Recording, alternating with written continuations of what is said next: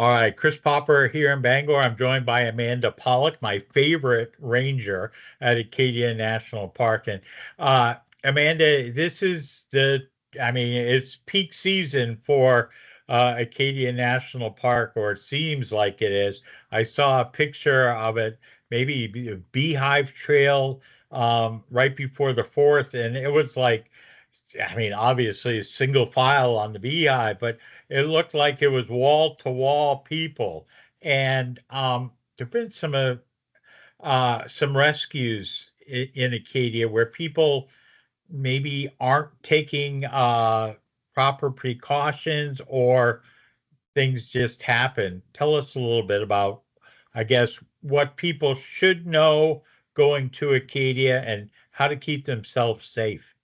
Sure thing. Yeah, our park rangers, they've been real busy these past few weeks and really reminding us that they are the tip of the spear in making sure that people stay safe here when they visit Acadia National Park. So that's been really, we're really proud to have them on our team.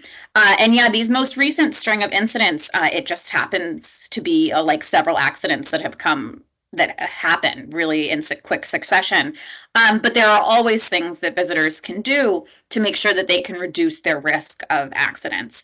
So planning ahead, making sure they have proper gear, knowing your limits, knowing that, if you have, a heart condition, maybe the Beehive isn't the right choice for you, and taking a more leisurely stroll on Ocean Path is the right move. So there's all types of precautions that you can take, but making sure that you know what you're getting yourself into, that you're prepared for anything, and that you take it slow is really the way to stay safe in Acadia in the summer.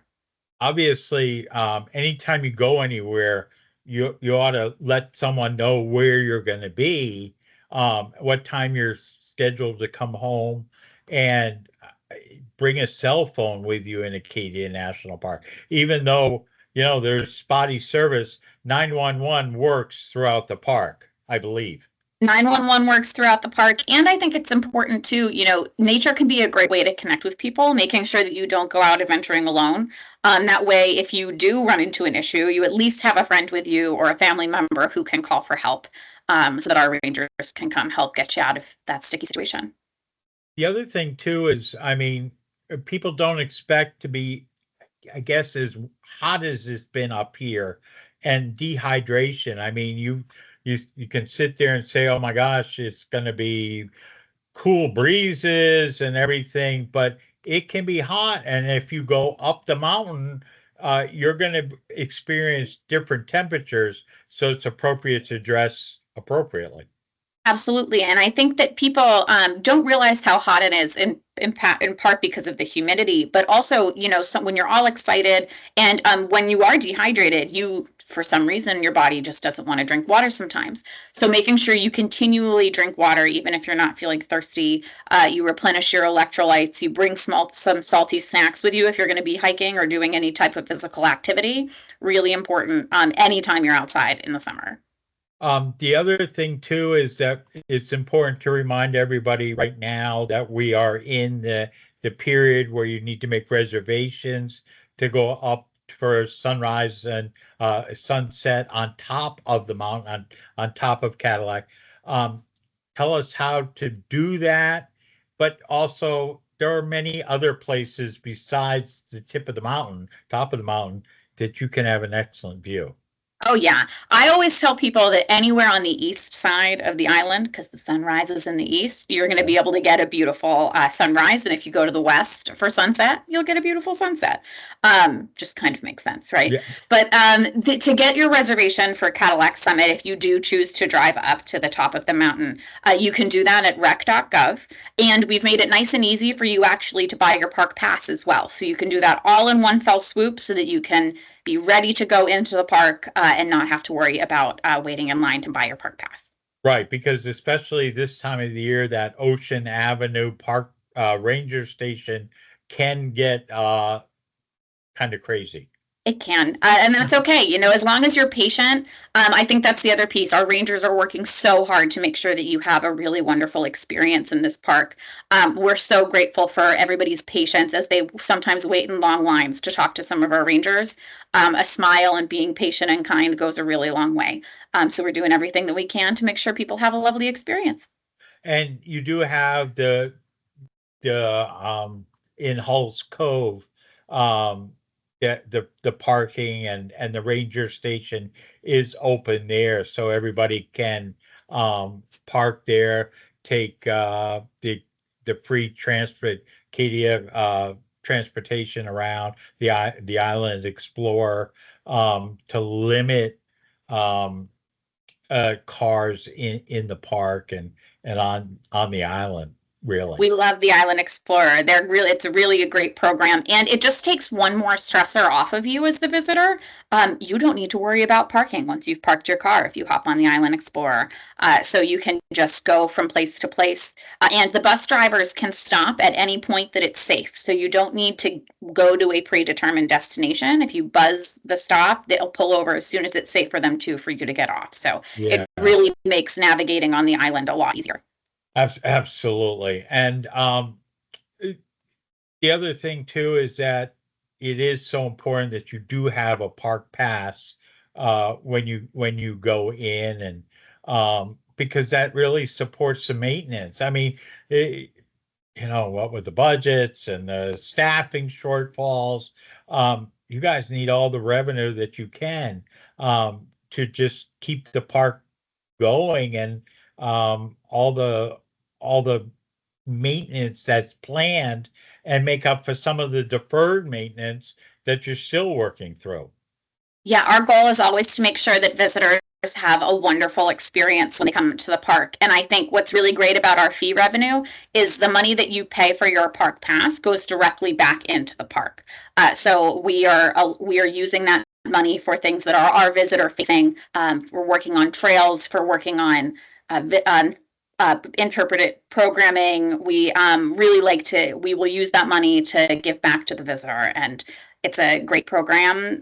We love when people, work with us and purchase their entrance fees. Right. Now, one of the other thing is you can't do everything alone. And I just saw Friends of Acadia, they were resurfacing a trail. I mean, what a great partner that they are to help the experience.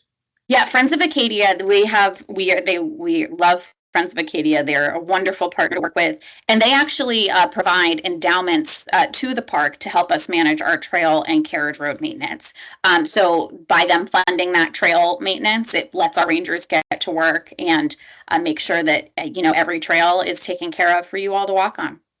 All right, what am I missing? Anything? Just obviously follow the rules. Don't go off the trails if you're going in the carriage trails, and uh, take all your trash out with you. I mean, right?